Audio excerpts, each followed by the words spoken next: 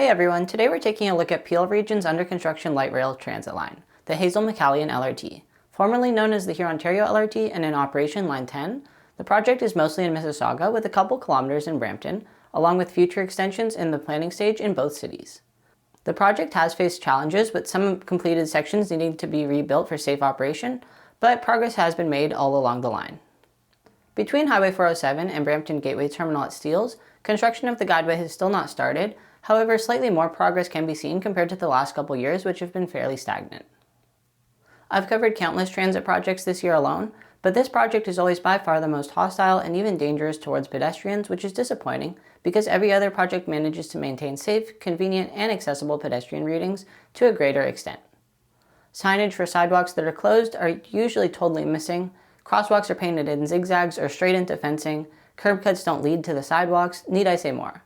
Some crosswalks don't even have pedestrian signals, leading to confusing and unsafe crossings for pedestrians. Temporary sidewalks are also extremely bumpy, with a lot of steep slopes, like the one on the Highway 407 on-ramp, where pedestrians also have to yield to vehicles ramping up to highway speeds. I could go on about the poor conditions along Hurontario Street, but it's disappointing because we know how to safely manage construction zones. Most Metrolinx projects have pretty clear and decent pedestrian detours, and in Vancouver, maps showing pedestrian routes are even installed in some places. Construction can be frustrating, but minimizing disruptions is essential for gaining support for the many transit projects underway. Line 10 has also experienced fairly severe quality control issue, with large sections of track work being ripped up to be reinstalled at proper gauges. The first place this can be seen is at the Top Flight Drive intersection and the track bed towards the maintenance facility. When I last covered the project at the start of this year, the intersection had been completed and reopened to regular traffic. Now it's just nearing completion again. The intersection was partially closed in April to begin track work, which involved ripping up the asphalt, concrete, and rail before installing new rails and repaving the intersection.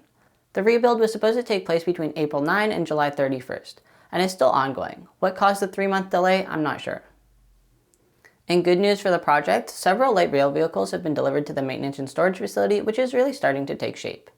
At least 6 or 7 LRVs have been delivered, the same Olsum-Sided as trams used on the Finch West LRT. The maintenance facility itself is nearly complete and has definitely come a long way, although there's currently no connection to the main line due to track rebuilds.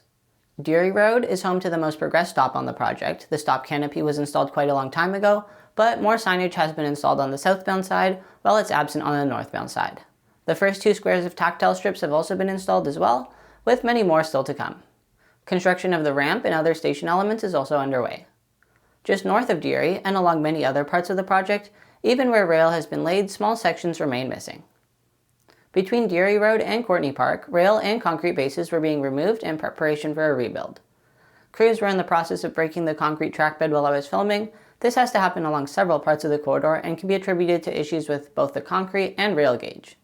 Luckily, pedestrian access has been maintained here, with a short bridge above the right-of-way, so I was able to get a good look at the work being done. Unfortunately, fencing and nets aren't being used, so I was stuck in a huge cloud of dust from the concrete being broken, and I was on the street on the sidewalk, not even next to the site. Trust me when I say it looks very tame on camera. Other Metrolinx projects are no stranger to dust mitigation measures, and it's unfortunate that they aren't being used here. Moving south to Courtney Park, the stop canopy has been installed, but significantly less progressed than at Deary.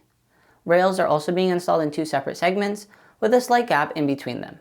I'm seriously hoping that the rail location hasn't been finalized yet based on the pretty major unalignment, but considering concrete pours haven't taken place yet, there shouldn't be too much reason to worry. According to a construction notice, the intersection had also been closed until last week for track rebuilds.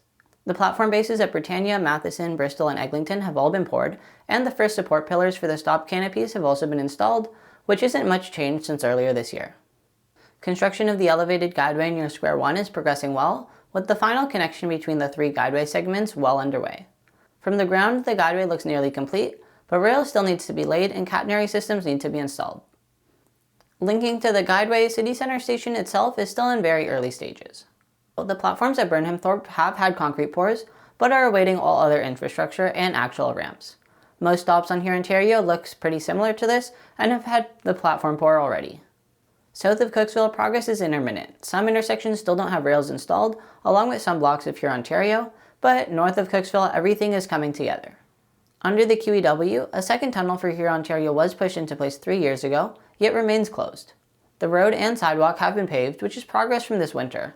I wouldn't be surprised if the East Tunnel could be completed and open within a month, but I would imagine that once track bed construction starts under the QEW, vehicular traffic will be shifted to the new East Tunnel. The bigger benefit here will be for pedestrians who will get a shorter north-south connection under the QEW and be able to avoid the low visibility tunnel. Very little track or guideway work is taking place south of the QEW, however, one of the traction power substations for the project has been installed near here. Finally, some 23 kilometers later, we're at Port Credit Station, by far the most substantial station on the project, in part because of its connection to the Lakeshore West GO line. Interior work has progressed significantly, especially at the North Station building, with many of the main walls now in place. I'm sure platform work has also progressed, but unfortunately the platforms aren't visible enough to tell. Glass windows have started to be installed at platform level, however, and closer to the GO station, paneling is beginning to be installed on the exterior frame of the station. With construction continuing along Hurontario, the project is starting to take shape in places where it hasn't before, but the timeline remains very uncertain for this project. An exciting step is the delivery of light rail vehicles. However, without the catenary system and the need to rebuild sections of the right-of-way, it's hard to tell when testing could begin.